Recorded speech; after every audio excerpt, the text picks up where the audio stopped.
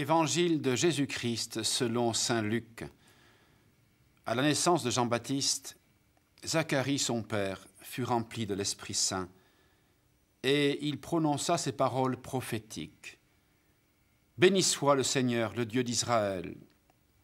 Il visite et rachète son peuple.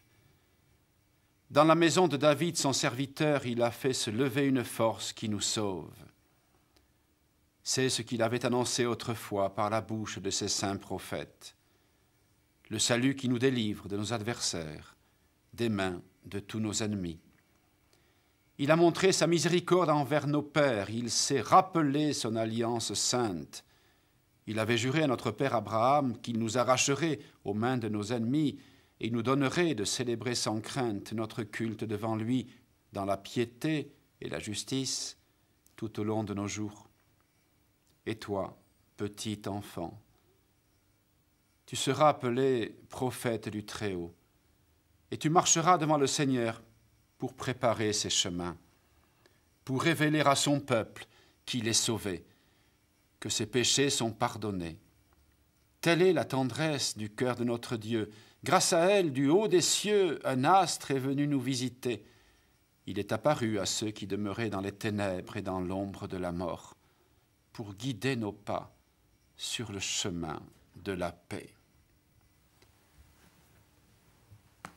Béni soit le Dieu d'Israël, parce qu'il a visité son peuple.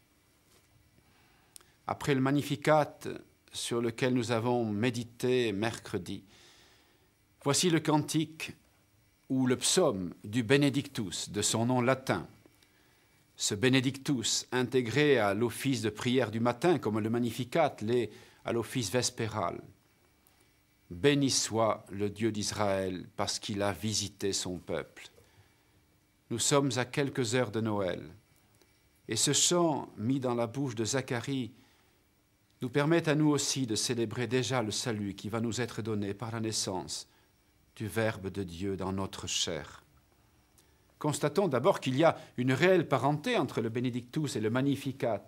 Sans qu'ils aient la même source, ils sont rendus proches par leur référence à l'action de Dieu tout au long de l'Alliance. Ce qui se passe maintenant n'est que la suite logique et en fidélité à la promesse faite au Père. De plus, Dieu se sert de l'humilité et de la fragilité, et non de la puissance à vue humaine ou de la seule apparence pour réaliser son dessein dans l'histoire des hommes. L'humble servante sera proclamée bienheureuse, et ici, c'est un petit enfant qui sera appelé prophète du Très-Haut. Nous sommes à quelques heures de Noël. Comment pouvons-nous recevoir ce psaume de louange et d'action de grâce de Zacharie dans notre cœur et le mettre sur nos lèvres pour qu'il nous prépare à vivre plus profondément, plus intensément la célébration de la Nativité? Eh bien, tout simplement en prenant appui sur les derniers versets que je relis avec vous. Grâce à la tendresse et à l'amour de notre Dieu, car nous visite l'astre d'en haut pour illuminer ceux qui habitent les ténèbres et l'ombre de la mort, pour conduire nos pas au chemin de la paix. Tendresse, amour, lumière et paix sont non seulement les messages, mais les réalités qui nous seront données par l'événement de l'incarnation de Dieu et la naissance de l'enfant Jésus. Noël, c'est la fête de la lumière, indissociable d'ailleurs en cela de la grande célébration de Pâques. C'est une unité profonde du mystère de salut, unité profonde de la liturgie. Mais ce que nous célébrons à la vigile pascale ne peut être pleinement compris que parce que nous prenons vraiment conscience de l'importance de cette naissance du Sauveur dans notre chair. Notre existence, souvent marquée, comme le dit le psaume, par les ténèbres et l'ombre de la mort, est illuminée de l'intérieur.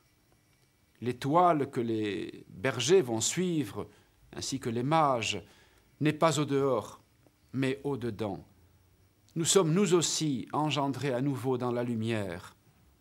Une espérance surgit qui ne pourra jamais s'éteindre. Très heureux Noël à toutes et à tous.